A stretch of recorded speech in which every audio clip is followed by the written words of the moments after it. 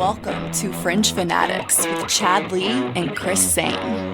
And we are back, ladies and gentlemen. Yes, we are. It is Fringe Fanatics. This is episode 79. That's Fringe right, Fanatics. Mr. Ray. It's the Rosie Brown episode. Yes. Mr. Roosevelt. Rosie Brown is the player that we are, highlighting Honoring. this week. Yeah. Honoring, whatever you want to call it. So I never heard of the guy before you mentioned it. yeah, so, Roosevelt Rosie Brown wore number 79.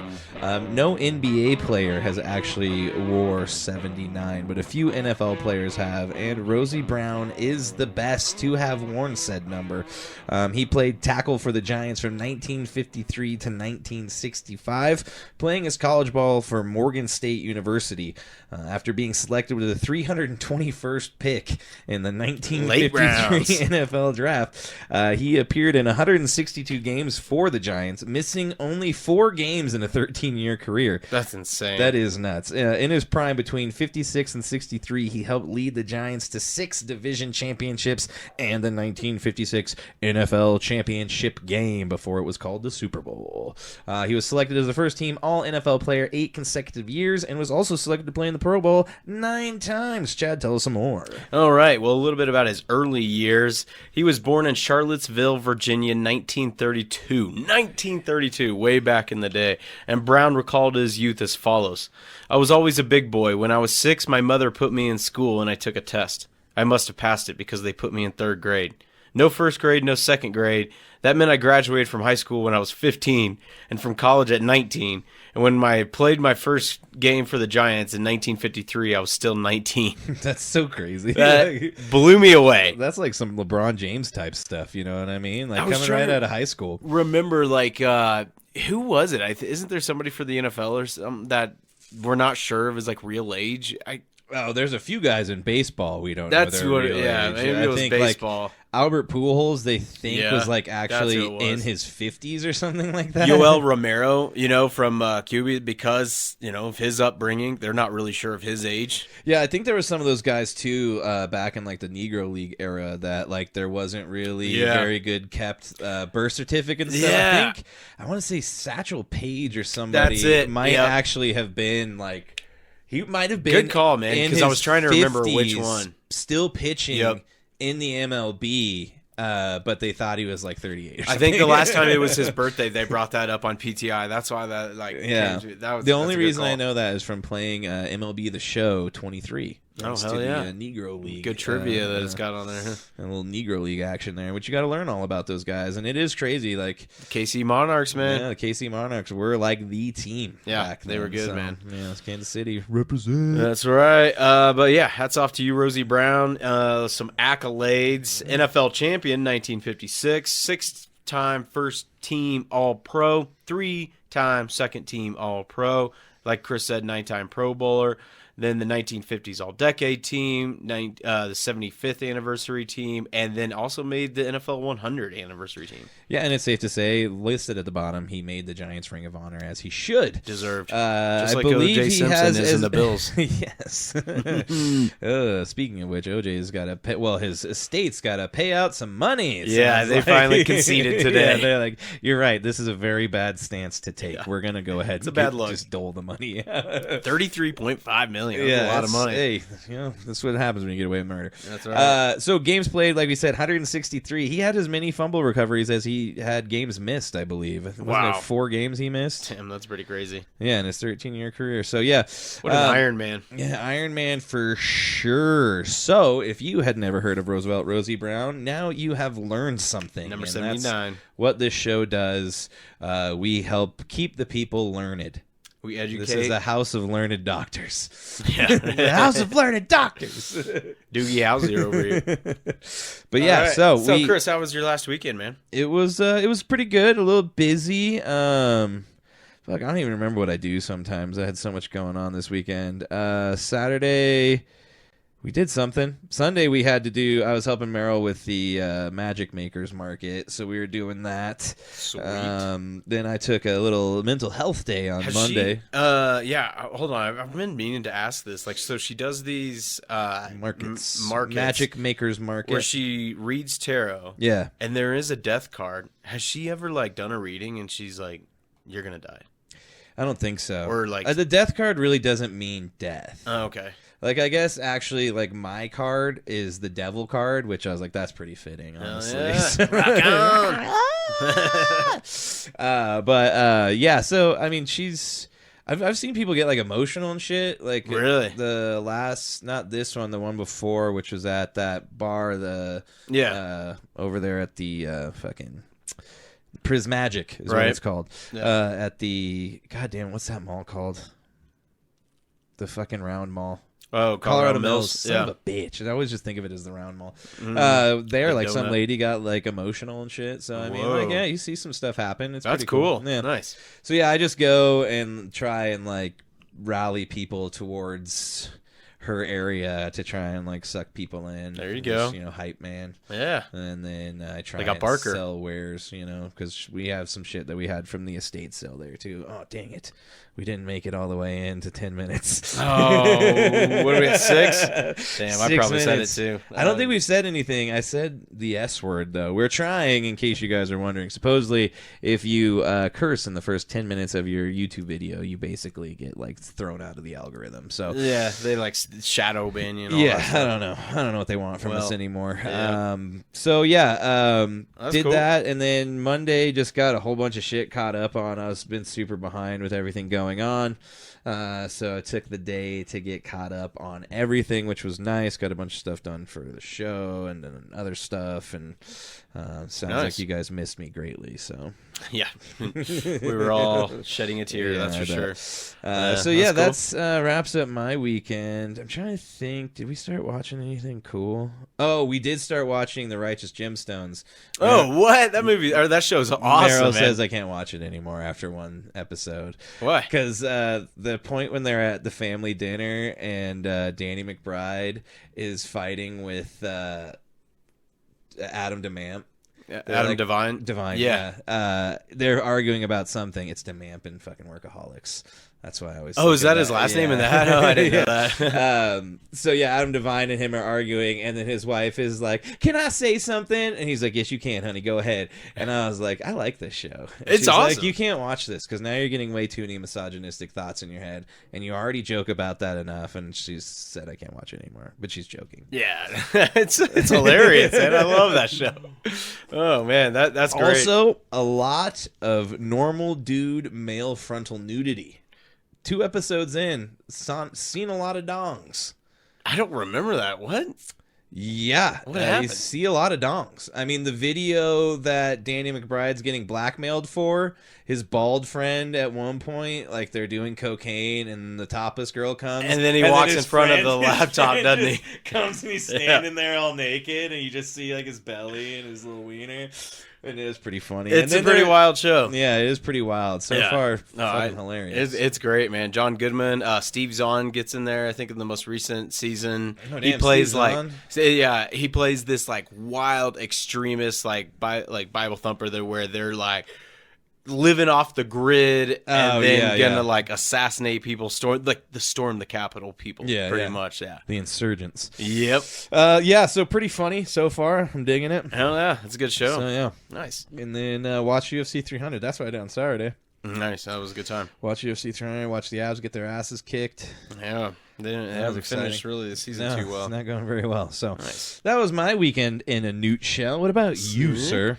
Let's see. Saturday, we went and played basketball again. It was a lot nicer out. Wasn't as windy, so still didn't help me out. Still didn't win. Still missed the same amount of shots with or without the win. I made a few more shots, but still lost, unfortunately. Then we watched UFC and then just ate a bunch of appetizer foods, stuff like that, kind of like for UFC. Made a bunch of different kind of like frozen foods. It was good. Yeah, I forgot I didn't make that buffalo chicken dip, which was delicious, but it did mess up my tummy a little bit. I bet. You ate too much of it. Sometimes it's worth it. That was some rich food. Yeah. Real rich. But, no, that was a good time Saturday. And then Sunday, I just got a bunch of stuff done in the yard. Got the weed eating done, and then I finally waterproofed and season-proofed that box that we brought over. Oh, yeah. Yeah, we had some expired material from Smalley, so I put all of that on it, and it's perfect. It just rained last night, so nice. That thing I forever. also acquired a little wooden box. Oh, did you take that other one home? Yeah. Nice. They put it out to throw it away, and I did. Oh, you that was did? me that did that. Oh, I was like, I'm taking it. Hell yeah. Because I kept seeing JC was like, I'm going to take that, and I was like, if you're not taking it, I'm taking it. And then it was outside, and I was like, I'm taking it. Nice. So yeah, I got that. Now I remember what I did on Saturday, dude. This is how sad it is. I cleaned out the fucking shed. That's what I did really? Saturday. Cool. Nice. I cleaned everything out of it and put it back in because I realized it's leaking, and it's not just one area. It's like the whole roof around the top.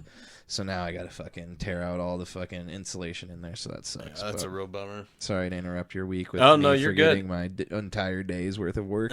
Let's see.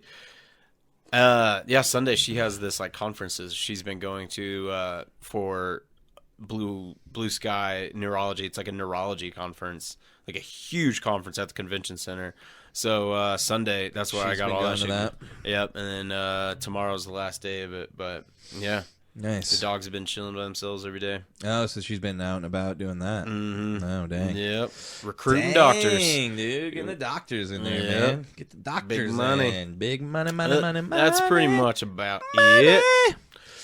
Well, we are way ahead of schedule here. About 10 minutes. Farzin's going to be joining us here in a little bit. That's right. We're going to be recapping UFC. Yeah, mainly for UFC. Don't worry, everybody. You don't have to hear a bunch more Chiefs stuff, although I probably will bring up Rashee Rice, but we'll see. We'll see what's going on. He's getting sued now. Yep. It's not looking good. No. So we'll talk about that. But in the meantime, I guess we can probably cruise through a couple headlines. Well, we'll mention right now we are currently watching. We'll be talking about the NBA play-in tournament brought to you by SoFi. Yep. Starting tonight, we are watching the Pelicans and Lakers right now, and it is tied. Or I think the Lakers are down 35-36. So whoever wins this game takes on the Nuggets. Yeah, and if you listen or watch ESPN at all today, it sounds like they don't want the Lakers to try and win this. So they're saying just lose the game. And don't face the Nuggets, because everybody's talking about the Nuggets like they're the buzzsaw. So it's nice to hear people like Mike Greenberg say stuff like that about your team, you know? Yeah, that's good. Don't try and run into that buzzsaw in Denver. Yeah, I like the way they've kind of been talking about it, especially playing here, too. It is so badass to, know about it, just to know about the mile-high altitude. And that's just, the talk of it. You got to, no matter who it is, you got to go play in Denver. And then it's real. They talk about it all the time how hard it is. Yeah, now the Nuggets are more than likely going to have home court advantage all the way until the Western Conference Finals, unless they somehow are playing a lower seed, as far as I know. Or if they perhaps get upset. But of course. Yep. Then we're not talking like that. That's negativity. So tonight we have the Pelicans and the Lakers taking each other on as we just speaking. I forget what the score is. Did you just say what the score was? I know the Lakers are losing right now. Yeah, just by 1 point. It was 35-36. Okay, and then tonight we have the Kings and the Warriors, which is going to round out the rest of the West until I believe it's Wednesday they play. The East? No, the rest of it, because now the winner of 9 and 10 and the loser of 7 and 8 have to play. Mm-hmm. To round it out, but I think that happens on Thursday. Thursday, because the East is tomorrow, right? Yep. Yeah. So, and then if you look at the East, I mean, the play-in tournament is needed for the West right now because of how close it is. I mean, you look at 7 and 8, 49 and 33, the Pelicans, Lakers 47 and 35, in 9th, the Kings 46 and 36, in 10th, the Warriors 46 and 36. But here's where it gets weird. You look over to the East, you've got the Hawks, and we were wrong. I was wrong, dude. They're 10 games below 500 in the 10 spot. Wow. 36-46, taking on the Bulls, who are 39-43, also under 500. The only teams are the 7-8 teams that are over 500 at 47-35. The Sixers and the Heat at 46-36. So the East is an entirely different story. Right it's now. just It's a different so animal, weird. man. Because So then weird. that's what everybody says. It's the Celtics and then everybody else. For the longest times, it was the Bucks, and then news came out today that the Bucks plan on being without Giannis for the foreseeable future, at least for the They're first round. saying at least through part of the first round, possibly longer. And this is the same thing that happened to KD. Let's not forget this. He is having lower leg stuff all year. And then what happened? He popped his Achilles in the playoffs. And well, or right before the even playoffs. before that, he had like a little bit of a calf strain, and it was bothering him. And then what happens? There's a reason you're a calf strain. It's that tendon that's acting up. Yeah, and then pop goes the weasel, because the weasel goes pop. Yep. You know what I mean? Bean. But it did come out as well. So tomorrow night, the Heat and 76ers play, and Terry Rozier isn't going to be available for the Heat. So, yeah, good chance the Sixers win that game, but it's tough to tell. Yeah. Everybody talks about playoff Jimmy, but, I mean, he hasn't really – He hasn't turned into him he yet. hasn't really turned into. He's still in emo Jimmy mode. You know what I mean? Or riding on a horse Jimmy. Oh, yeah. That was insane. That was a few weeks ago. I was like, what is he doing, man? Wasn't that for the Fall Out Boy video? I Or was can't that remember something what- else? That's just how he rode into practice that day. It was just in I don't know if it was practice, but he was just riding around Miami. You know? He's a different guy. He is definitely a different cat. Yep. Well, what do you want to get into? We got like 4 minutes. Let's just preview F1. Okay, yeah, let's do it. So the way I looked Well, at let's this, play the noise real quick. Oh, let's good call. Let's play the noise at least. Yeah. Give me 1 second here.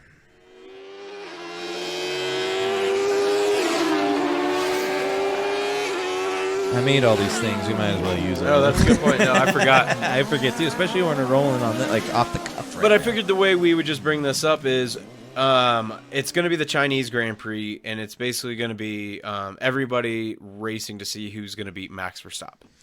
That's the way it's going. We know now that unless his car blows up or somebody wrecks him, Max Verstappen will probably win by at least 10 to 15 seconds, if not more. So this weekend, the Lenovo Chinese Grand Prix at the Shanghai International Circuit is happening. And this one you got to set an alarm for, because you're going to have to go to sleep and get up like 3 hours later, depending on when you go to sleep. Pretty much. Sunday at 1 a.m. Yeah, unless you're just one of those people that, I mean, like Night we owl. used to be back in on a Saturday night. That crazy to think, 10 years ago, Saturday at 1 a.m. That's just all right. I'll be I up. could tell you this much: I might have been up, but I wouldn't have been watching F1. No, I'd been not out at all. doing shenanigans, Yeah. tomfoolery, Yeah, the like. getting in trouble. Yeah. Getting in trouble. Getting in trouble. 1 a.m. was a lot different. Now I'm happy to make it 11 a.m. on a Saturday night. Oh, 11 p.m. You mean? Yeah, Yeah. yeah. No, if I make it past midnight, if I'm sitting at home and I make it past midnight, that's like something's going on. I know, right? Yeah. Because normally, if I recline on the couch and Game over. I wake up all of a sudden. It's like I time traveled. Whoa, I'm here now. I gotta drink coffee to stay up that late anymore. Yeah, it's getting rough, man. Getting old sucks, dude. It's just sure like is. it's only gonna get worse too. Yeah, I get tired so easily. I talk to the guys, some of the older dudes that pop into work, and they're like, "Oh man, I'm already hurt." And I was like, "I can only imagine, dude. I'm 37 and my back's ruined. When I'm 50, I'll probably just be dead." Yeah. R.I.P. just roll me in a hole. That's all I need, Right. Well, let's see. What else? One thing I was going to mention, it's talking to the shows you watch, we did finish that 3-Body Problem. Oh, the other one. Yeah, Not bodies. The one called 3-Body Problem. Yeah. Was it good? Yeah, it's pretty wild, man. It's very sci-fi and just kind of like got a lot of like quantum physics involved. Okay. It's pretty. You got to be on your game when you watch this show. Yeah, I feel like it's very similar to the show we were watching, because it's all like time travel and like. Oh, There it is, right on we've time. got a call coming in. Hit it. Call from. Farzin. Oh, I gotta press 1. To accept, press 1. What is up, Farzin? How are you doing, sir? Hey, what's going on, guys? Glad to be back. Appreciate having me back on. How are you guys? Doing good, man. Thanks for coming back. Hanging in there, man. We had a rip-roaring weekend of some sports going on, and Yeah. We are glad to have you back on. We're not talking necessarily football, although I'm sure we will delve into a little bit of football stuff. But it's UFC 300 this weekend, and it was a wild one. Yeah, man. I mean, you could not have asked for a better card. You have good cards like this occasionally, but this was a milestone event. And I know UFC 200, obviously, that whole thing did not go the way anyone wanted it to go down, changing so many main events this time. This one, not even close to the same amount of drama, at least before the fight. During the card, a lot of drama, and that's exactly what you want if you're a fight fan. Yeah, you are right. There wasn't like a whole lot of lead up to it in terms of like the normal, weigh-in stuff, aside from the Pereira and Hill stuff with those two kind of going at it. Other than that, though, it was really kind of a lackluster roll into the biggest UFC to date. Yeah, it was. And I think part of it is the main event, and this is no disrespect to Pereira because he had a great performance that night with that first round knockout, but it just wasn't it wasn't the main event that you would expect for a milestone card. And again, that's no disrespect to Pereira. It's just his name is not one that a lot of people just know among casual fans and non-MMA fans. So, but you know what? He showed up when the lights were bright, and he definitely made a name for himself on this milestone event, and maybe this does give him some more attention moving on because there were, of course, a lot of eyes on this card. I think that's part of it. But, man, the fights are just great, and I'm sure you guys all enjoyed them. It's just like the entire card. I know you're not going to get cards like this frequently, but, this was a pretty good card from start to finish. It was a lot of fun to watch. Man. From start to finish. I mean, you had Figueiredo choking out Cody Garbrandt to start it off. And then just going on from there, I mean, we had Kayla Harrison and Holly Holm on the prelims. I mean, Kayla Harrison, what a debut. It's just going to be, and did you see Amanda Nunes's reaction? She might draw her out of retirement. Yeah, I was actually really impressed with Kayla Harrison the most, especially with the weight cut that she had to go through. That's true. I think a lot of people wondered how would she react to this kind of a weight cut going into fight night, and she showed up. And I know Holly Holm, she's been on the decline, unfortunately, but she's still been able to get some big wins under her belt recently as well. But Kayla Harrison came through huge. And as far as the Amanda Nunes reaction, I did see that. It's always interesting when fighters retire sooner than you expect. You kind of wonder if they're going to come back. I know the UFC tried to do that with Khabib. I know Henry Cejudo eventually made his comeback. You guys know how Dana White does business. If it's going to sell, he'll absolutely make it happen. So I'm sure there's going to be a meeting of some sort with the UFC and Nunes in the near future. I would imagine he did mention in the post-fight conference too. He said, "Hey, I love," because a reporter asked him about that reaction, and he said, "I loved it. I thought that she retired too early." So hearing him say that leads me to agree with you definitely that I think he's going to reach out to her and be like, "How about this? How about this amount of money?" Money talks. Yeah, exactly. Yeah. Kayla Harrison was dominant, though. I would be scared if I was in that weight class and she just popped in, because she looks like a whole different animal in terms of what the women division's seen to date. Like, so strong. Watching her just grappling with Holly Holm and her back, I was just like, oh my God, dude, her back is giant. She's ripped. Very strong.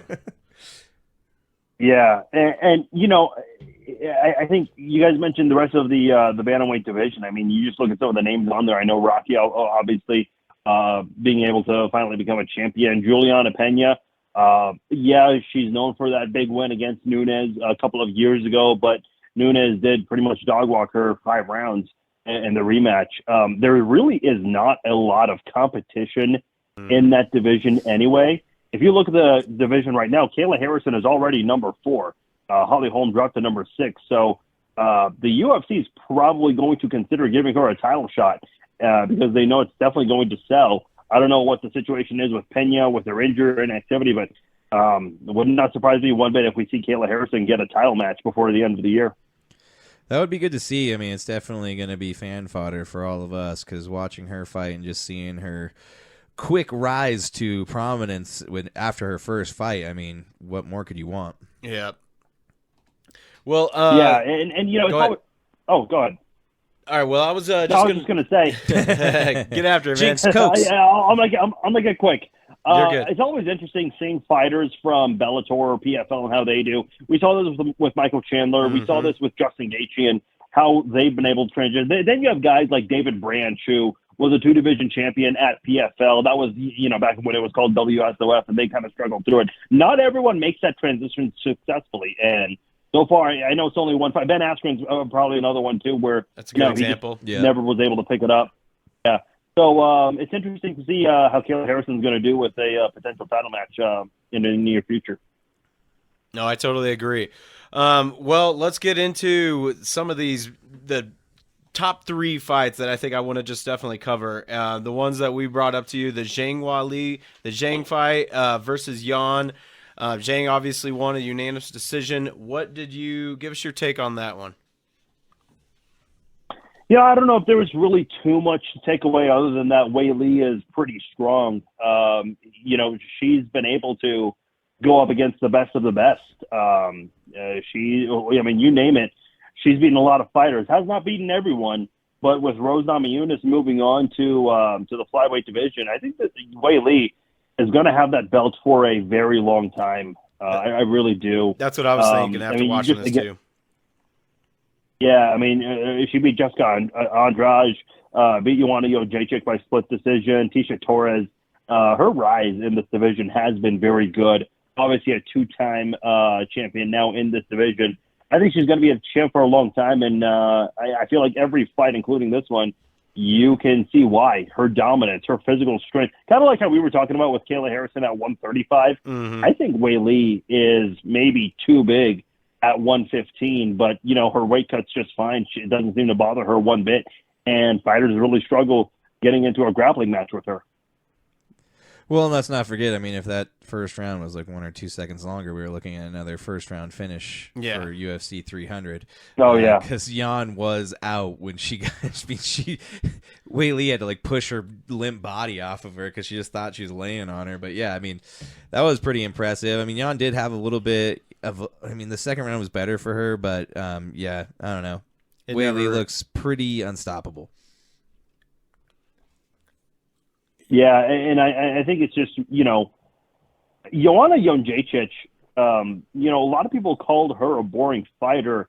And I don't know if I agree with her being the boring fighter. I think maybe just some of her fights were boring because she was cruising through a lot of her opponents. It kind of did remind me, watching that fight with Wei Li and Yan, it kind of did remind me of like a Joanna Jędrzejczyk fight where she was just like dominating her opponents from start to finish. Did you guys feel the same way, or is that something that ever crossed your guys' mind? Well, I think if you look at the stat here where she had a total ground control time to 12 minutes and 44 seconds to Jan's 2 minutes and 20 seconds, you know, it's so lopsided. You know, it's almost like if we were to watch an NBA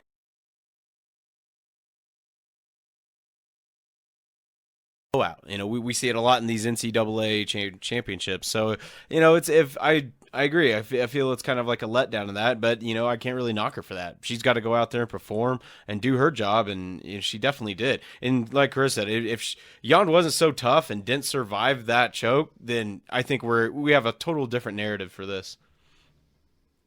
You know, it's funny, not to change subjects, but something very similar happened to Charles Oliveira in that same fight too, where, you know, if he had maybe a few more seconds, he probably does get that win over Arman. I think it was the third round. I can't remember what round it was where he had that choke in. Yeah, no, that totally is. You know, it's just how these fights go. It can go both ways. Just sways. Perfect example. You know, they did put into the Hall of Fame the Chael Sonnen and Anderson Silva fight, and that's one where Chael's winning the entire time, and then, you know, right there at the very end, all it takes is one submission that can just totally change the fight in that quick. Oh yeah, 100%. That's why you see that sometimes. That's why I love the sport. It's great. It's just so unpredictable. Yeah, man. I mean, you can't overcome like a dominant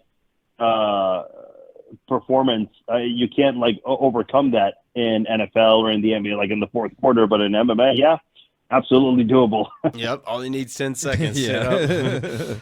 But sometimes less than that. Yeah, very true. Let's move on to the main event, because the real main event of the card we'll get into next that kind of had everybody talking more than anything. But the main event, which we just mentioned, Alex Pereira versus Jamal Hill. Not much to talk about either. It was so quick, but yeah, you got to hand it to Pereira for kind of finishing. And, I like his response when asked about the celebration afterwards with his hand motion. And it's like, the guy Jamal Hill disrespected him at the press conference. So that's kind of that's what he gets. Yeah. Yeah, I mean, it wasn't really too much, as you guys kind of said. Both guys really do have that knockout power. You've seen it. If you just go through and look at their fights, or even if you go through their Wikipedia or their SureDog, you'll see they have a lot of knockout wins. So if you were a betting man and you bet on this fight to end in a knockout, you probably got some good money for that, because that's what these guys do. They just destroy people within the first or second rounds. And I was a little surprised. It was a first round, especially a very early finish, but at the same time, it's like, not really. It's hard to really evaluate it like that. But if I'm being completely honest, I actually turned away for 5 seconds and I completely missed the knockout. Oh, I hate when that happens. I've done that so many times. And you step up to get a drink. I know, man. Oh, it happens so fast. You got to wait for the replay. Yeah. Well, go ahead, Chris. Oh, I was just going to say, I mean, if you watch the sequence before, I mean, Jamal Hill hits him with a low blow in the cup. And then he just waves. It was Herb Dean. No, yeah. He just waves him off. He's like, nah. And then boom, just knocks him out with that next punch. And I was like, dude, that was pretty cool. Yeah. You get kicked in the nuts and you're like, nah, it's cool. I'm gonna knock this dude out real quick. Boom. But I see what you're saying, Farzin, about it being a first round finish, and that kind of surprised me too, because a lot of people really expected, especially in these heavier fights, these guys to kind of feel each other out and kind of see what they're going to do first, and then in the second round kind of go more into their strategy. But learning afterwards that Pereira had that broken pinky toe, and he was a little more reserved about throwing kicks, and had even said in the press conference afterwards that he didn't really feel as comfortable throwing kicks, and that's a huge part of his game. I had a feeling like maybe that's why he wanted to finish it quick and get out of there. It's like, damn, my toe's done. Yeah, and sometimes you see that with fighters. They will exert a lot of energy in the first round. It's not always the smartest decision, but if you can come away with a finish, then yeah, it'll be worth it at the end of the day. You can sit there and kind of relax, because sometimes what you'll see is fighters that do go for that home run knockout punch in the first round, giving all their energy to that, and then you kind of see them gas out a little bit. It kind of reminded me of Khabib and Conor, where I think it was the second round where Khabib just was going off on that ground and pound, and then in the third round, Conor beat Khabib, and that is the only round Khabib ever lost, which I know is a huge deal, but in the grand scheme of things, Khabib still won that fight. But the reason he lost that third round is because he gave out all that energy right at the end of that second round. So, but hey, if you can come away with that finish, it'll be worth it. Yeah, for sure, definitely, and he did. So, and gets to healing that toe even faster. Yeah, and moving up to heavyweight possibly. So that's what I want to ask you about. What do you think about that? Do you think, I think the current fight at heavyweight, since John Jones is going to be out for so long, is Aspinall versus Sirigan.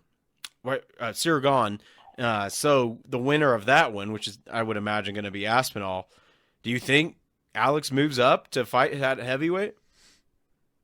Yeah, I don't know.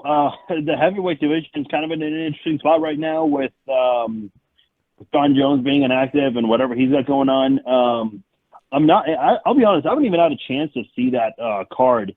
And I know a lot of people think it's kind of crazy to go to another fight that quickly. I remember years ago this topic came up, and Dana White said very early in MMA, there were fighters who used to fight every month. And I'll be honest, I'm not that familiar with the early stages of MMA, but if that's the case, I guess it's doable. I remember when John Jones fell out of the UFC 200, apparently Bisping, who had just fought in the pay-per-view before, he was aggressively trying to pursue the match against Daniel Cormier. So we've seen that before. I think one name that actually does come to mind Gegard Mousasi, he was a very active fighter. It almost felt like he was fighting every 4 or 5 weeks too. So, listen, it's doable, especially if you're moving up in a weight class, especially heavyweight of all weight classes. If anyone can do it, I suppose Alex Pereira would. I would imagine so. Yeah, considering the way the guy cuts weight and adds weight in like days, it's crazy how quickly he can put on weight. And if that's the case, you might as well just fight at a heavier weight. Just quit cutting weight. You know what I mean? Why mess up your body more than you have to? Yeah, exactly. Well, don't go through that physical stress. Yeah, it's not worth it, man. And I think the goal and the accomplishment that he has set in his mind is to become, I think he would be the first 3 weight division champion in the UFC, if I'm not mistaken. But I think it's very doable. I mean, I think if there's any guy that can move up to heavyweight and really challenge him. And I mean, then maybe we could get a super fight with John Jones coming back to fight Pereira. That fight, I think, would be a record breaker in pay-per-view sales. This just came to my mind. Not that there was a change in weight classes, but didn't Derek Lewis fight 2 pay-per-views in a row? I'm not sure. I know because I could have. I can't remember. I could have sworn he fought.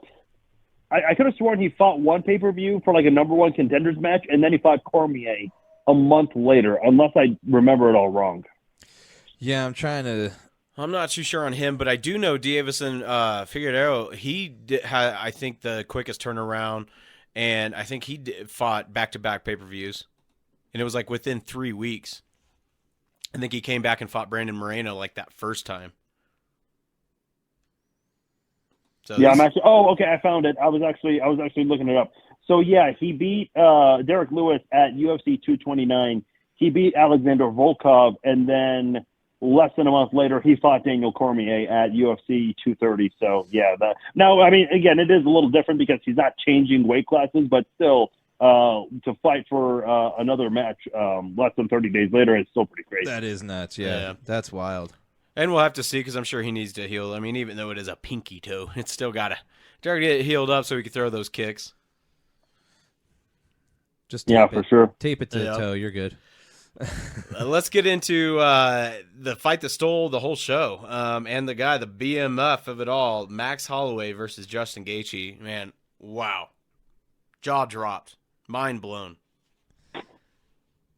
Yeah, I mean, at one point you're like, you have a pretty good feeling Max is going to win.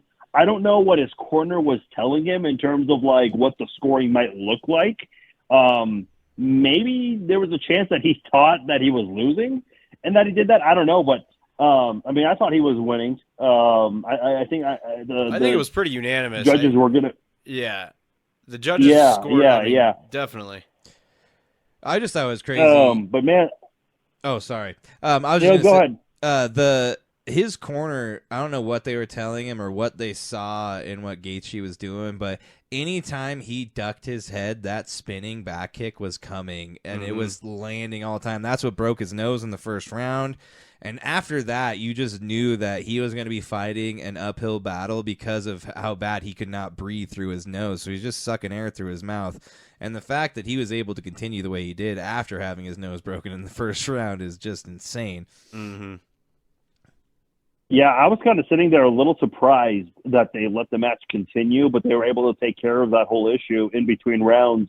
And that just goes to show, what kind of a badass Justin Gaethje is, man. Oh, seriously. I still remember watching that guy at PFL and the things that he was able to do, and I was really surprised it took him a while to get to the UFC, and now we see him here and doing all these big things. And, win or lose, like, anytime Justin Gaethje is fighting, it's a great fight. It's always like a fight of the year candidate. I think him and Chandler was fight of the year, and there's a very good chance this is also going to be fight of the year. So very good chance. This again, might be lose, knockout of all time. Yeah.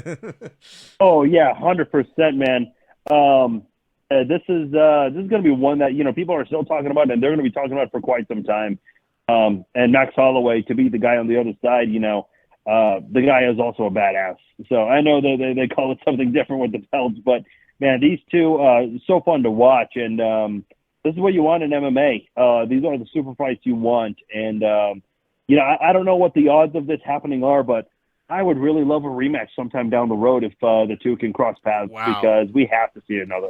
We have to see it. It's just like almost sometimes like when you go see the first Avengers or something, you're like, oh, I need more. Like, wow, this is too amazing. Why not three more? Yeah. But I mean, Max just furthers like the records. I believe he holds the UFC record for most significant strikes landed total in a career. And then he just pushes it further with 181 in this fight. Like Chris said, he broke his nose, and then the two eye pokes happened on Justin. And I thought this was kind of ironic because the news just came out recently that they will be switching over to the new gloves on June 1st. And it happened to be against Justin, a guy where his trainer has created some of the best gloves that possibly could be used. But I mean, Justin suffering those eye pokes, the broken nose, going through all of it is nuts. But yeah, I'm glad to see they're going to move on and finally hope that they can suppress some of these eye pokes.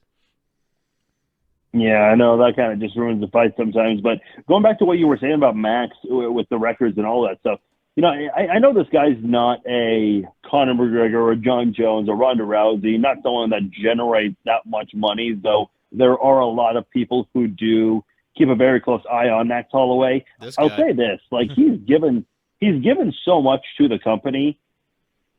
You got to give him a hometown fight in Hawaii. Like the fact that it's been talked about for years to have a UFC Hawaii event, and I don't think it's happened yet. And if I'm not mistaken, I think Bellator did a Hawaii card.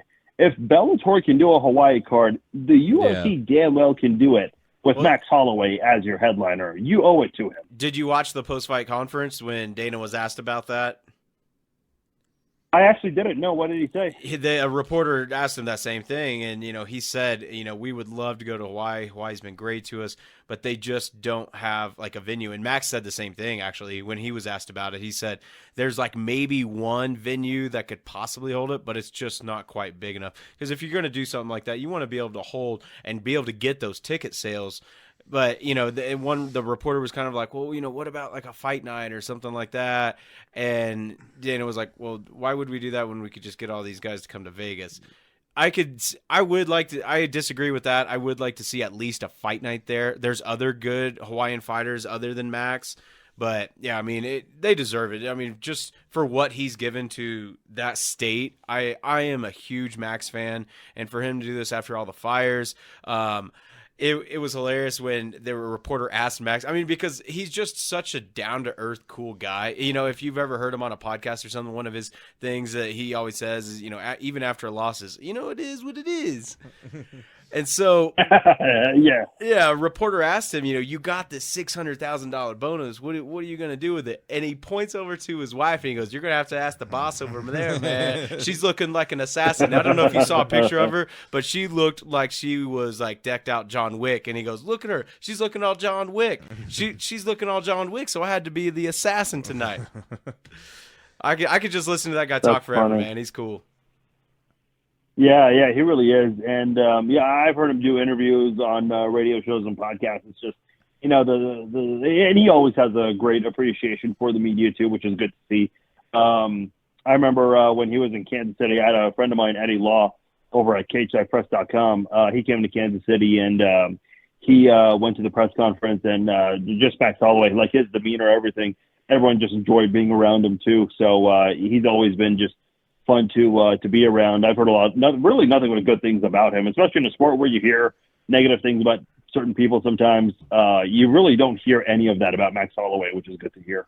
It is always nice to have like not necessarily a hero, but like a good guy, because you always have like the McGregors and all these other guys who Colby's who like go out of the way to be the brash and the villain, and it is always nice to just see some guy who's like, I just come out here to fight and have a good time. And it was cool to see all the respect between him and Gaethje after the fact. That was cool. It's just cool to see two warriors, and him and Gaethje both are some of the best down to earth fighters in the UFC. So, and they're also some of the baddest, and it was cool to see those guys go toe to toe, and then all the respect afterwards.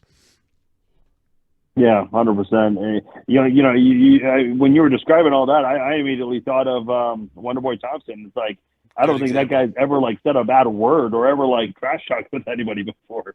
You know, I heard a take on that the other day. They said like, you know, I wonder if he's doing that to almost like It's like disarming people. You're like, I can't get in his head. Yeah, they're like, I don't want to beat this guy up. He's so nice. And then he goes in there in the ring and he does all this karate stuff and you don't expect Kicks me right in the face. Yeah. You know, another guy, Sage Northcutt, it's like, because everyone thought like he was corny and everything. And I remember Tyron Woodley defended him on the Ariel Helwani show. He's like, no, that's really who he is. That's not an actor, any of that. That's just that type of person he is. So yeah. It's good to see that. I always appreciate that. And it was cool to see what Max said about the belt. He goes, we're going to rename this. This is Blessed Man Forever. Such a good dude, man. Such a good dude. Well, Farzin, next week, NFL draft, man. Are you going to Detroit? You making the trip? No traveling for me. I prefer to watch a lot of these events from home anyway, because I think the home viewing experience is better. But yeah, I'm definitely interested. I'm hearing all of these talks about potentially 4 quarterbacks going in the first 4 picks, which would be, if you're a team that does not have to go for a quarterback, that's great news for you, because if you're drafting in the top 10, well, then maybe a guy like Marvin Harrison Jr. might drop out of he might fall a little outside of the top 5 unexpectedly. So maybe one of those top 10 teams could get him, because he's, of course, heavily sought after. But, it's going to be very interesting to see how those top 4 picks go. I'm very intrigued to see that. Yeah, I mean, the top 3 seem to be pretty solidified. It's going to be, what does Arizona do? Does Arizona take a wide receiver, or do they trade back and get a whole bunch more draft capital and also still get the same wide receiver they would have got, because everybody else's needs are kind of shaking out, where that wide receiver, Marvin Harrison Jr. for that matter, could be getting drafted 7th or 8th when he should be top 3. You know what I mean? Because the 4 quarterbacks that are going are not top 10 quarterbacks. No, and that's the thing too. Like, teams kind of fear teams that really need a quarterback. They kind of fear the whole, trading down, because if they trade down, what if someone else moves up and gets that quarterback that you want? And you might, I know a lot of people might think, well, why would you be in a hurry to get a quarterback now? Because in the social media era we're in, there's a lot of pressure on teams losing teams, that is, to turn things around and win now. It's not like it was years ago where, you could easily explain, hey, look, this is the rebuilding process we go through. It's going to take a little bit of time. You're hoping that, there might be that diamond in the rough. That if you're going to take the 4th quarterback in the first round, you're hoping that he could be the best. But you don't know that for sure. Well, I mean, you look at the everyone's Mahomes situation draft. is going to be different too. The Mahomes draft, there was, 2 quarterbacks that went before Mahomes? Mitchell Trubisky. Yeah. Yep. So, I mean, Trubisky, yeah. And that's kind of, you're basically talking about my Broncos right now, who are at that point where it's like, you're stuck getting like Bo Nix or Penix, and they're both graded 2nd round guys. Do you take them at 12 and stop anybody else from getting them, or do you trade back, gain more draft capital, and either trade back into the first late or early 2nd to try and get that guy? And I think that's what's going to shake a lot of things out in terms of what's going to happen. But you got teams like the Vikings who could easily trade up to 4. I mean, anywhere. They have the capital to move pretty much anywhere they want and get their guys. So, yeah, I'm very interested to see what's going to happen. The first 10 picks are going to be what basically, settles the rest of the draft for that matter. Yeah, and I'm kind of curious, too, because, you have, like, right now, you got Mahomes, you got Burrow, you got Allen, you have Lamar Jackson. I know, people don't really consider him a great quarterback, but he does have 2 MVPs under his belt. You got Jalen Hurts on the NFC side. I just don't know, like, with some of these younger quarterbacks, maybe Caleb Williams can be great, but I don't know, like, maybe this is kind of a premature comment. None of these guys really strike me as guys who are going to be superstars in the NFL for quite some time. So I think that kind of maybe adds in kind of an interesting mix here with the whole, 4 QBs going early. And let me just add one other thing, too, because what do we hear about Trevor Lawrence? All of the promotion around him was, He's once the in a next guy, generation yeah. quarterback. Yep. Yeah, we haven't seen that. Like, yeah, he had that nice comeback win in the playoffs, but we haven't seen that. We just haven't. And I know immediately the comparison was, well, Peyton Manning had a really bad record his first year. It's like, okay, but not just because one guy had a bad record his first year doesn't mean he's going to follow Peyton Manning's career trajectory. Yeah. I'm just not really sure because I'm hearing some of the promotion about Caleb Williams that he's, once in a generation. It's like, okay, I've heard this before. I'll believe it until I see it. I'll wait for that to really come to fruition. So I don't know. I'm curious to see how it all pans out. I mean, case in point, last year you look at Bryce Young. Everybody said, "Oh, he's the best So quarterback accurate, in this so draft." accurate. And then, lo and behold, Carolina takes him, passes up C.J. Stroud. C.J. Stroud leads his team to the playoffs. Yeah. And they're the reason why people think this turnaround can happen so fast. And that is lightning in a bottle, if you ask me. That's a perfect rookie head coach with a perfect rookie quarterback. And not to mention, you got the rookie defensive player of the year as well, right behind that quarterback. So I blame Houston for all of this, but that's my own burden to bear being a Broncos fan right now. I hate you guys. No, you guys do make an interesting point, though. Like, going back to the Mahomes comparison, that draft class, Deshaun Watson was the most talked about quarterback. Yep. Yet Trubisky was the first quarterback taken. And then Mahomes was actually, I don't know if you guys have heard this story. At the Super Bowl that year, I think it was the Falcons and the Patriots. Yeah. That year. Mm-hmm. 28-3. So during Super Bowl Media Week, a lot of these incoming prospects, they go to Super Bowl Media Week and they do all these interviews. Nobody wanted to interview Patrick Mahomes. Nobody cared about him. His agents actually started going up to radio stations and were like, "Hey, could you please interview my client here?" So it's always interesting, like, some of the coverage that some of these guys get, because Patrick Mahomes, the teams had a close eye on him, but the media didn't really give a damn about him at all. I mean, when the Chiefs took him, it was kind of like, meh. Well, you remember what they graded it? The overall, I think it was the NFL Network grade on like it was a a D C or minus, a C minus, and now look, 3-time champion. Well, and that's the thing, though. I mean, Yeah. nobody saw that coming. That year, I hadn't heard anything about Patrick Mahomes. Granted, I wasn't doing nearly as much, research into the draft and stuff, but it was like the top three guys, and all of a sudden you see the Chiefs move in and grab this kid from Texas Tech, and you're like, what the hell's going on right now? And then, lo and behold, here we are.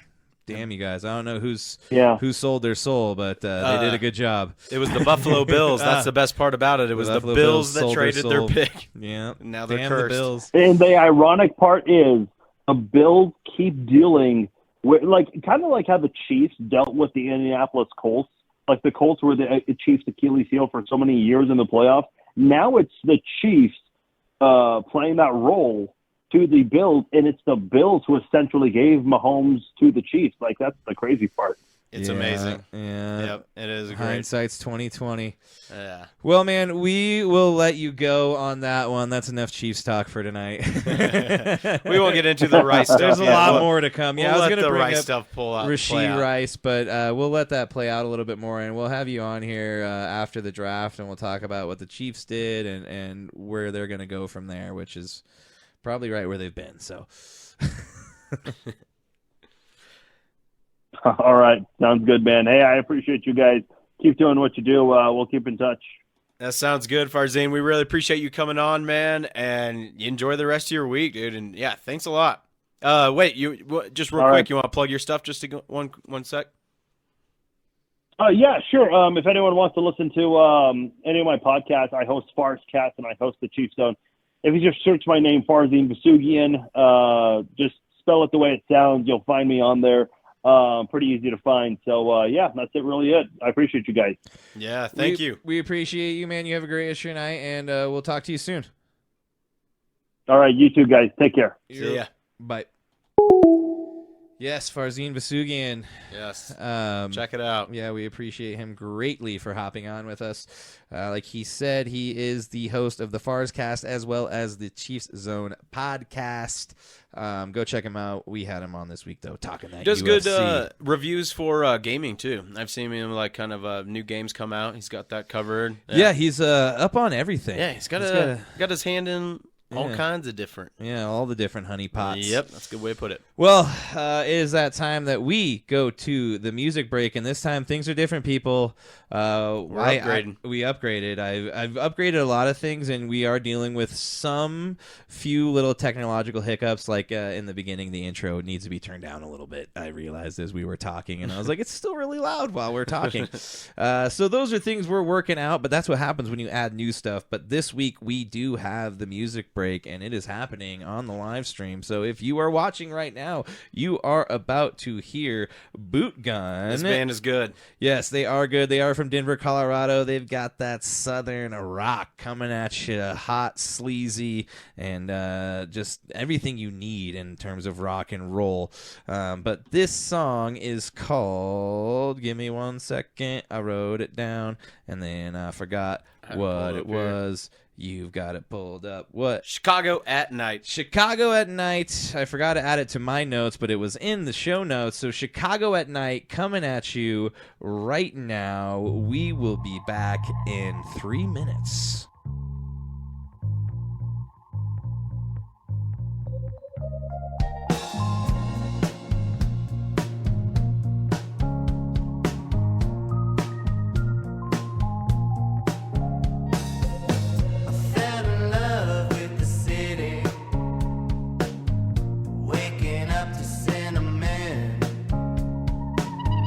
Living round Boys Town, let the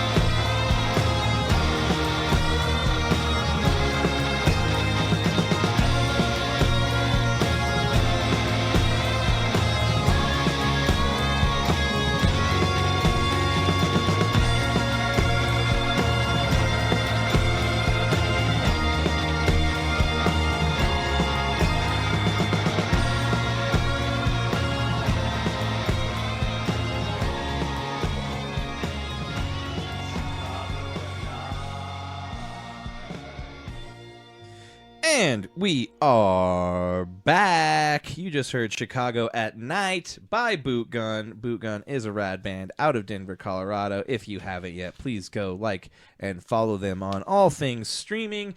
And if you want to purchase their music or merch, do it directly from them at bootgun.bandcamp.com. And keep sticking around because each week we're going to be playing more of their tunes off of their new album, One for the Willing. So check it out, and let's get back into it. It's time to get into headlines, I think. Yep, let's do it. NFL headlines. We just got, I think, one or two. Well, basically, there's not too many headlines in the NFL right now, Headlines! Get your headlines here! That's right. It's time for headlines, and let's get into the NFL. There's not too much happening as the draft is rolling right up on us as the offseason just keeps cruising right along. It just never stops. Personal foul, 69, offense. He was giving them the business. That's right. And much like the NFL continues to give us business pretty much all year round, we will give you the business of the NFL. This week in the headlines, the Eagles extend Devonta Smith through 2028. The terms are not confirmed yet, but supposedly it's $75 million with $51 million guaranteed. So you're basically looking at 3 years or 4 years, $51 million. So definitely a little bit of a payday for him. I wonder if AJ Brown's going to get jealous. He might, He can't pay everybody, but right. They got to keep some people happy. So what else do we got in the NFL, TJ Chad? Hawkinson's complaining. He says the NFL now needs to look into low hits after he suffered a season-ending injury in Week 16 from a low hit by Lions safety Kirby Joseph. I remember this hit. Yeah, it was a bummer as T.J. Hawkinson was having a really good season, but unfortunately for him, it ended abruptly in the 16th game of the season, and now he is out well into next year. I don't know what they're going to do. They're banning the hip drop tackle. You can't tackle. You can't hit people above the shoulders. You can't hip drop them. You can't tackle them low now. So pretty much you can only hit guys in a strike zone of like this big. Yeah. It's and don't drag them down. Yeah, you can't drag them down. That's horse collar. So yeah, it's getting to be pretty interesting in terms of how the defense is supposed to combat the offense. But yeah. It doesn't matter as long as they keep scoring a bunch of points and fantasy keeps on rolling. So that's what they want. If all of the good players are on my team, then I don't care either. But if they aren't, then I am up in arms about this situation, needless to say. Well, I think that's all we got for NFL. Yeah, let's get into a little bit of the NBA as we are watching the NBA right now. Take it off! Outlet! Rain dance! Sandy, come on! Sandy! T, come on. I'm burning. My lungs are burning. Well, right now, we talked about it a little bit, but we are watching the Pelicans and the Lakers go at it as they will be seeing who's going to play the Nuggets in the first round of the playoffs. It's looking like it's going to be the Lakers unless the Pelicans can pull it out here at the end. Right now, I think it's like a 10-point lead for the Lakers. Yeah, they are starting to pull away, unfortunately. After 13-point lead. Oh, well, after this game, though, we will have the Kings and the Warriors going at it. And then tomorrow we have the 76ers and the Heat and the Bulls and the Hawks. And then Thursday we have the those two games from the winners of 9 and 10 versus the loser of 7-8, and the winner of 9 and 10 versus the loser of 7 and 8. Yeah. So we're gonna by Thursday know how the playoffs are gonna roll, and it's getting pretty close. Things are happening. We've got a little bit of time left in the NHL, and then it's the break before the NFL season, basically. Yeah. While we go through the playoffs. So. Things are flying by. They did announce the Olympic roster for this summer's Paris Olympics as well, and they go as following: LeBron James, Steph Curry, Kevin Durant, Jason Tatum, Anthony Davis, Joel Embiid, Devin Booker, and Tyrese Halliburton. Then an open spot that they'll fill with somebody. I did see Kawhi got the last Team USA roster spot. Did you say Kawhi? No, I didn't see that. Yeah, that just popped up today. So okay. Kawhi gets the last USA team roster spot, and it does sound like It's going to be tough to beat them, although we've been talking about it for a little bit. Team Canada, Team Serbia, Team France, Team with France. Gobert. Yeah. You got Slovenia with Luka. They did really well in the FIBA games. But, I was listening to it this morning on First Take, and Brian Windhorst had a really good take on it, that they really don't have too good – obviously, they have some good bigs in Embiid and Davis, but he says that's where their Achilles heels as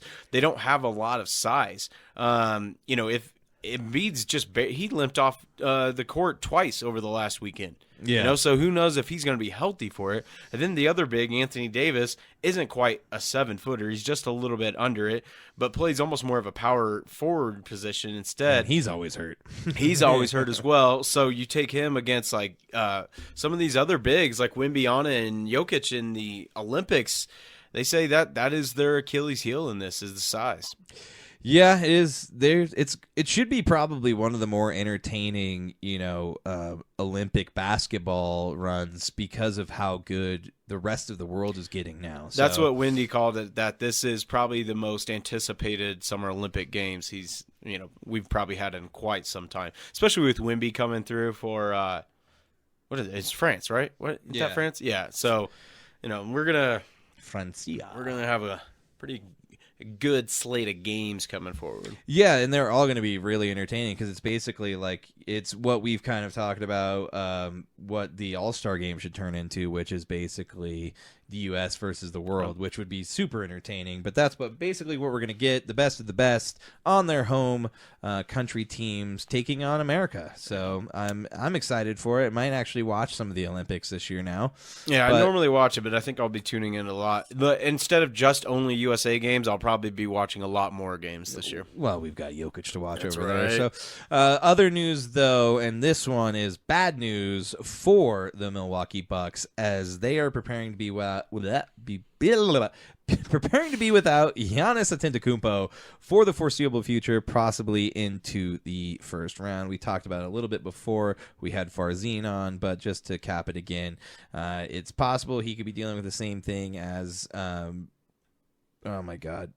Kevin Durant, where he's been dealing with a lot of lower leg injuries on the same leg, and sometimes these things can be because of some deeper lying issues. So hopefully he doesn't end up with a season-ending Achilles injury heading into the playoffs. Yeah, no one wants to see that. Fingers crossed. But the road to the Eastern Conference Finals is getting much easier for teams like the Knicks, who wound up in the second seed in the Eastern Conference, and now they are in the driver's seat to cruise right to the Eastern Conference Finals. Yeah, Jalen Brunson's been averaging 38 points, nearly 39 points in his last 10 games. Yeah, I think if he would have come or started before the All-Star break with this, he probably would be on the MVP ballot, probably by more than just a few people. I know he is on there now. He's going to be around, I think Vegas odds is fifth. Yeah, but still, to see what they've done, a team that, the Knicks haven't really been that good for a few years, and now for them to be sitting in second place ahead of the Bucks, and Cleveland's on the downturn as well. Really, it's what the Pacers can do. I don't really know about any of the play-in teams aside from the 76ers. The rest of them are like we were stating, two of them are under 500 by almost 10 games. I can't believe the Bulls and Hawks are in there, man. I watched the Hawks take on the Nuggets and get mollywopped. Yeah, but look at the next team, the Brooklyn Nets, 32-50 and 11th. That's nuts, man. Yeah, the East is weak. The East is very weak. They're very top-heavy, but then you move over to the Western Conference where the play-in tournament is needed, as the 9 and 10 teams are basically tied in wins, losses, and win percentage, and then the Pelicans and the Lakers, both above 500 by a lot of games, are now playing right now as we speak, and I think they are, what's the score right now? 68-54. The Lakers are pulling away, so it is looking like a rematch. The Lakers will be playing the Nuggets at Denver, Colorado, in the Pepsi Center, a.k.a. Ball Arena. Yeah, Pepsi the Center. sack. Yeah. So, yeah, it should be super entertaining. We'll see if the Lakers will be continue to be the son of the Nuggets. But, yeah. Yeah, so then the T-Wolves will be taking on the Suns in the West. And then you got the Clippers taking on the Mavericks at 4 and 5. And then in the East, it's the Magic versus the Bucks, or Magic versus the Cavaliers, Yep. and then the Bucks versus the Pacers, which Vegas has the Pacers picked to win that series, obviously with Giannis being out. Yeah, and A lot of people said even with him being in there, the Pacers probably beat him. they have not been doing good. Doc Rivers needs to quit coaching and just stick to seriously. being behind the Just microphone. no, don't get behind the microphone. I can't stand him on the mic either. Yeah. Talking. Put a cough drop in or something, man. Jesus. Oh, it's bad. But yeah, so I'm pretty excited for these NBA playoffs. It's going to be great. I'm really looking forward to the Magic and Cavaliers. I think that coach for the Magic definitely deserves consideration for Coach of the Year. But I mean, it's just a great slate of games across the board. Mavs and Clippers. Quite should be coming back, I think. That's what I've heard, possibly. We'll But see. Mavs are hot right now. I think they could be He decides dominating. when and where he wants to play, so Right. he might be there. Some good news, some really good news for NBA. This happened the other day. Boban Marjan. Say it, Chris. Boban Marjanovic. When I wrote it down, I said it perfectly in my head, and then when I want to say it, I Dude, can't get it right. It's tough, those such a Eastern tough Bloc one. names. Yeah. Boban Marjanovic. And this is also the guy that he's super huge. He's like 7 foot tall. Was in John Wick, where Yeah. John Wick killed him with a book. Oh yeah, I forgot about Yeah, that. it was I forgot awesome. He died. Yep. So yeah, he's a pretty funny guy. He Yeah, he's doesn't pretty cool. speak English very He's in a well. couple commercials. Yeah, he's good friends with Jokic, as you Yep. can tell by their names ending in the same IC. Yeah. But yeah, it's a funny story. Go ahead and tell him about it, Chad. Well, he missed 2 free throws in their game the other night, and it was against the LA Clippers, and their stipulation, you know how like in-game promos where yeah, I it was think at it's the a- Clippers. Yeah, it was So at it's the a Clippers Clippers promo. Yeah. Yeah, but if like if Jokic or these guys get a double-double, then like there's like a Wendy's deal or something here in Get a town. double, get a double cheeseburger. That's right. Yeah. And then so they have one where if an opponent misses 2 consecutive free throws in the fourth quarter, then the city gets free Chick-fil-A sandwiches, which is awesome. Yeah. So he looked around, he hears the DJ make the announcement, and so they were already up big. So he's like, yeah, sure. And like, Yeah, he's like egging him on. He's like, hey. Yeah. And then purposely missed him. Yeah, he's pointing at everybody like, thank me. And Yep. then, misses the free throw, and then everybody cheered. Who doesn't like Chick-fil-A? This stuff's delicious. Yeah.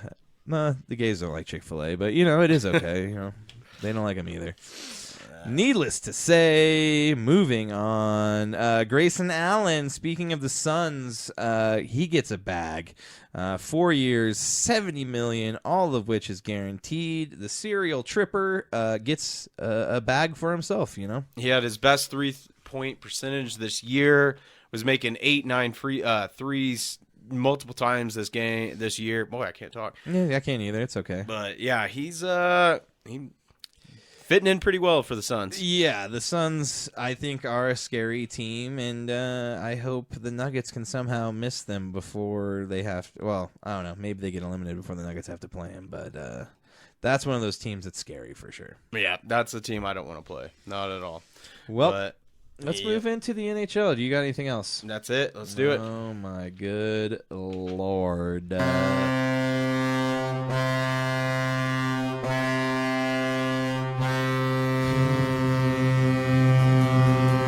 Well, there is big news in the NHL, and if you follow our stories or our social medias, you would have seen us post about it. But the Phoenix Coyotes, it's been up in the air. Are they going to move? Aren't they going to move? They're playing in the Arizona State University Sun Devils arena right now. Seats 5,000. Seats 5,000, and they are struggling. Mm-hmm. And news broke, I believe it was Friday, I think it was Saturday it broke, that after the game, the players were going to be informed about the likelihood of the Utah Jazz ownership group purchasing the Coyotes and moving them to Utah. So the Coyotes are moving. They're probably going to change names. Chad has a couple names that they may be going by soon. Some of which funny, some of which not good. Just different reports out there. None of my suggestions, but it was like local He came up with all newspapers these. and stuff. I wish. One of them was cool. Yetis, the Blizzard.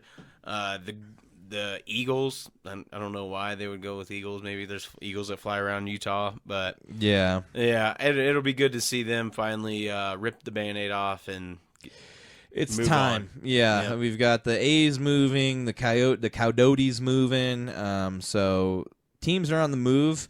I think it's better. I think Utah deserves a team. The Jazz faithful are an extremely good home crowd. Ask the Nuggets. They've won there twice since Malone's been coaching with Jokic. So there's obviously a rabid fan base, and I'm excited for the Coyotes to go to somewhere that people want them. So it's better for the NHL. So yeah, I think they'll fit in right there pretty well at Utah.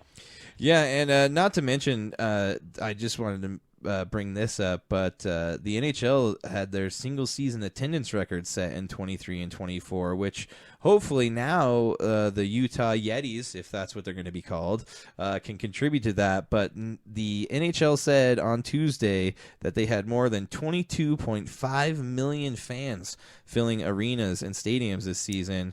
They set that with 18 games remaining in the regular season, and they're saying buildings have been filled to 97% capacity. So the previous record was 22.4 million last year.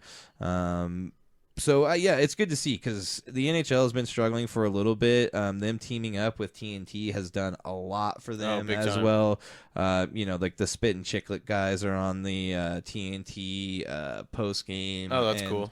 All that stuff. And if you haven't checked out that podcast, it's a super funny podcast where they cuss and drink and talk about NHL. So it's pretty funny. But like Paul Bissonnette's like an ex enforcer, like fighter dude who barely played and just like went and fought people. He's super funny. It's a super funny show, but it's just stuff like that that's bringing the NHL closer to the likes of the NBA. And now we're seeing, and we'll bring it up in a little bit, but the WNBA. You just hope that these sports keep growing. So well, I think it is. I think social media. There's a few good things from it, and I think this is one of it where. A lot of good stuff gets shared around it, especially with these new phenoms like Connor Bedard, and then all the stuff that Connor McDavid and all these guys are doing. Nathan McKinnon, those highlights help. They really do. Yeah.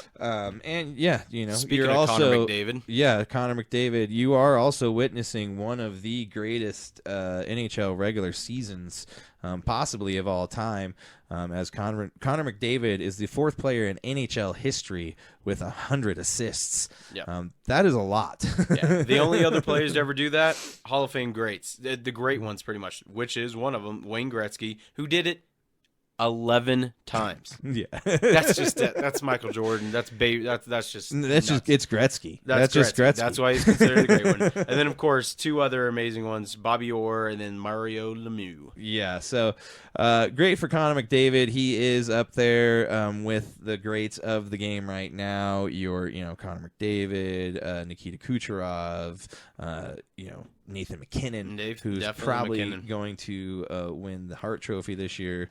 So good for him.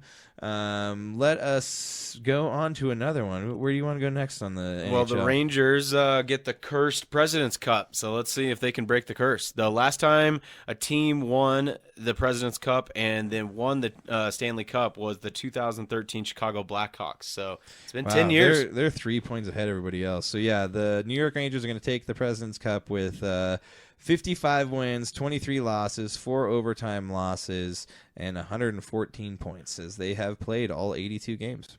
Wow. So, a few teams. It's so weird. All of a sudden, the NHL is like going right along with the NBA, and like the last 2 weeks, they're like, and we're gonna play every 4 days. Yeah. And like all of a sudden, there's these huge breaks. So like now you have some teams playing tonight, tomorrow. The Avs play Thursday, and they haven't played since this weekend. So there's these big long breaks. But yeah, the season is winding down. Everybody's sitting at 81, 80, or 82 games played. But the Rangers locked it up already. And we'll see if they can break that curse and do something this year, because they have been the best team for since the All-Star break for sure. Yeah, a couple weeks ago they beat the Avs. Yeah. I don't like it. Yep. Well, You got anything else for NHL? One quick hats off. I did want to talk about the DU men's hockey team. Oh, yes. Good call. I just want to shout them out. They are the 2024 Division I men's ice hockey national champions for the 10th time in program history after they defeat Boston College 2-0, shutting them out. And DU continues to be one of the most prolific NCAA hockey teams. I think dynasty is an understatement. Yeah, and they've done it with multiple coaches, and they just continue to produce some of the greats in the NHL. So hats off to them. Pretty amazing. Let's run down the standings real quick. You know what? Let's not do that. Let's keep moving. We're already at a minute or an hour 20. All right. We'll skip the standings as we'll wait till next week and shake out the whole playoff scenario. But where are we at now? Finish it up with the WNBA, and then we'll get to DDOE. Yeah, let's do that. Do you even want to touch on the PGA? Oh, yeah. Scotty Scheffler. All right, well, let's get into it real quick.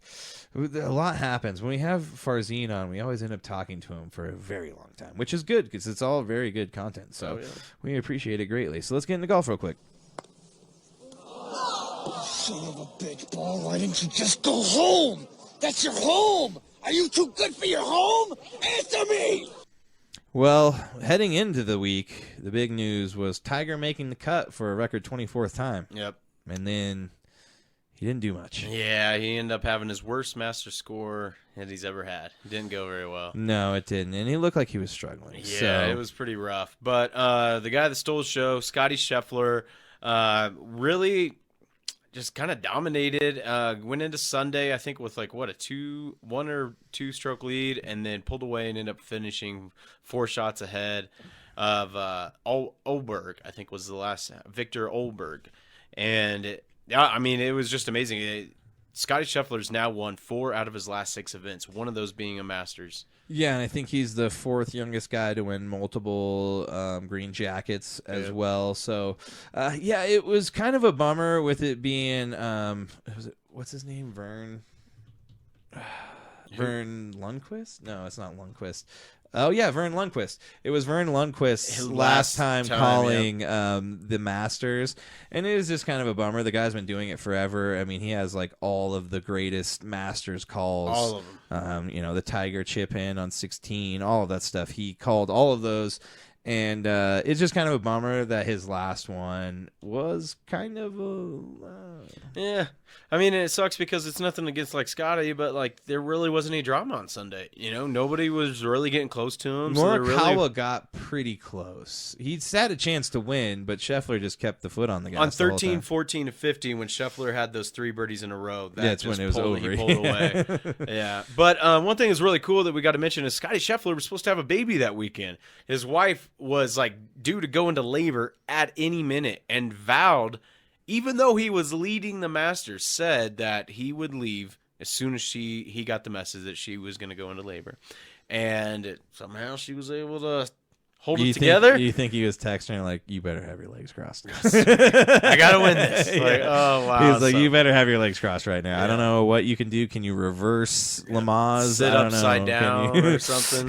I don't know. Change it up. Yeah, but use gravity. Yeah, can you just hang upside down or hang from your feet? I don't know. Do something. But the fact that he made that vow is pretty incredible to show his priorities, and was asked about it, and he said, when it comes to my priorities, my friends, family, and faith are the top 3. Yep. Yeah. So that's cool. There's a lot of people that take criticism for that, a lot of stars and athletes, but when it's all said and done, that's the most important thing. That is true. And we talk about that with Jokic all the time. Families first. That's right. The job is second, and that's what the... He's probably in a pool right now with his daughter, hanging out. Probably. Kicking it in Serbia. Yep. Well, let's move in. I'm going to call it college basketball just because... yeah, no, that works. They're college players going to the draft. That's true. Hold on one second. We'll go with this one. Here we go. Basketball is a voluntary activity. It's not a requirement. Any of you feel you don't want to be on a team, feel free to leave right now. Did you hear what I said? Me? Yes, you. Chad, are you Sure, I'm listening? just curious to know when we start. We start when I say so. Okay, would you kind of let me know, because I'm kind of getting All right, tired of staying. They're getting close. Right now. You kicking me out? Yes. Don't come back until you learn to keep your mouth shut and listen. Yeah, and the Pelicans need to learn to keep their mouth shut and play basketball because they're down 8 right now with 20 seconds left in the third quarter. But let's get into what may be the biggest night in WNBA history.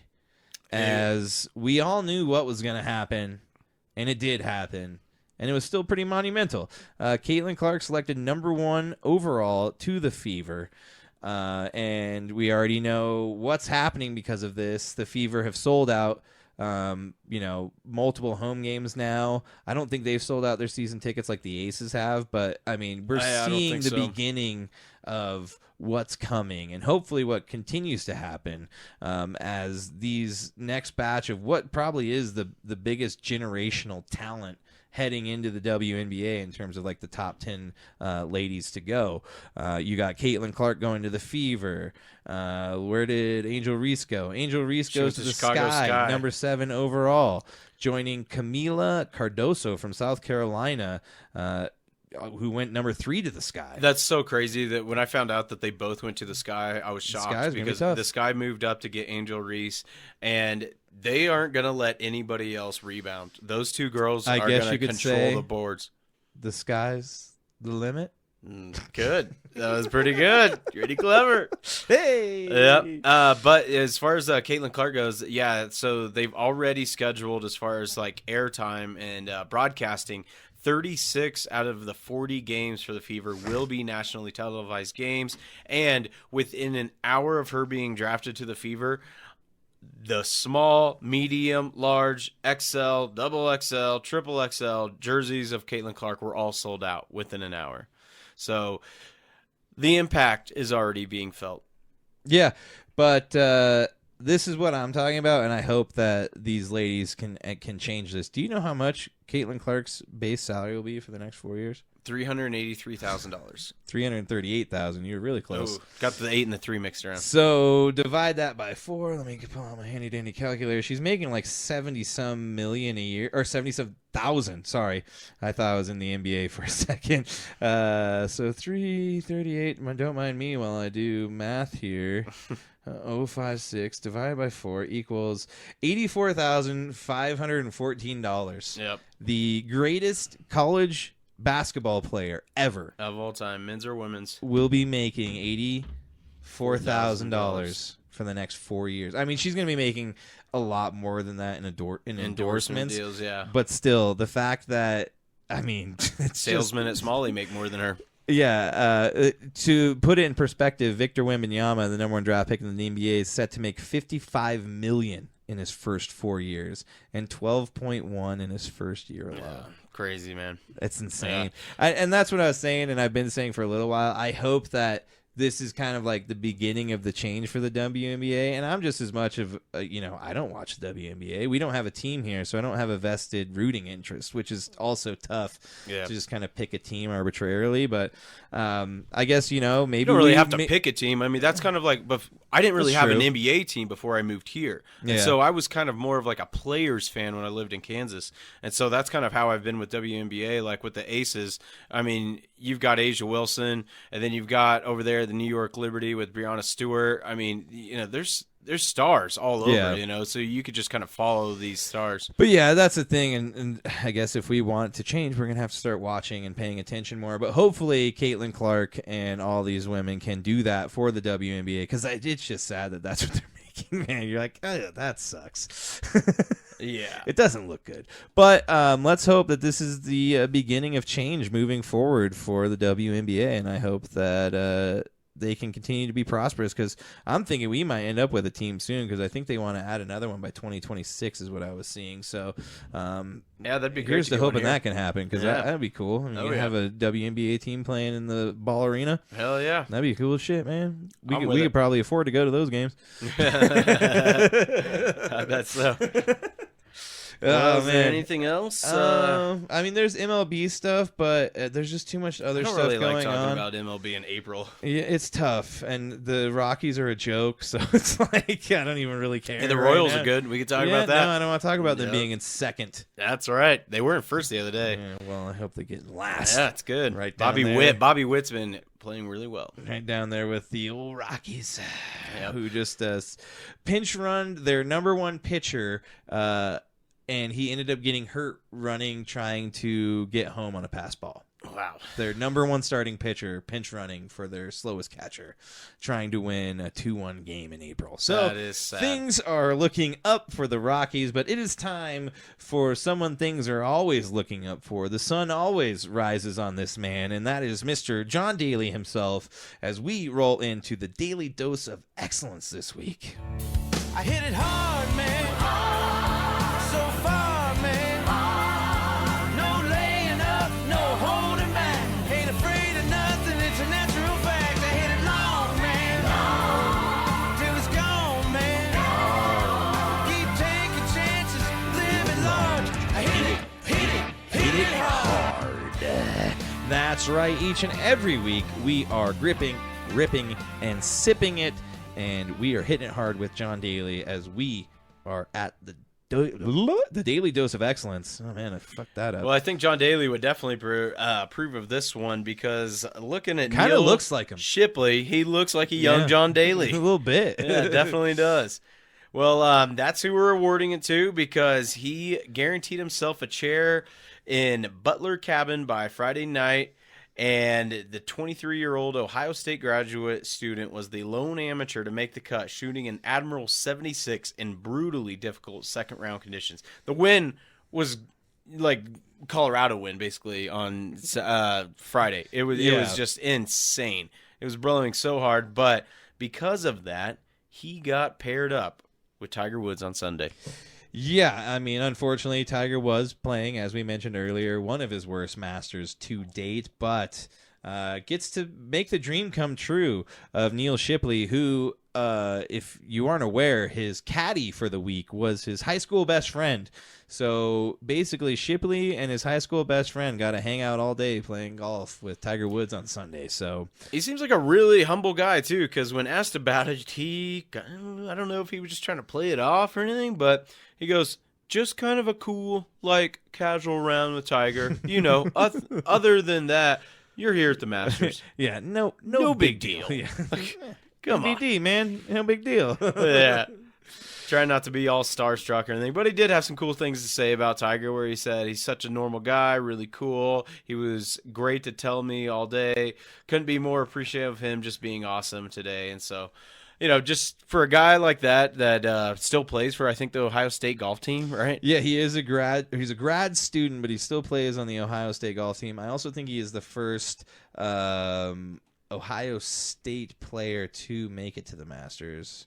I think that's what it was. I'd have to double check that. But for him, though, I mean, you'd said he's like, oh, it's just kind of another day hanging out playing golf with Tiger at the Masters. He did make 4 birdies to his one over round of 73.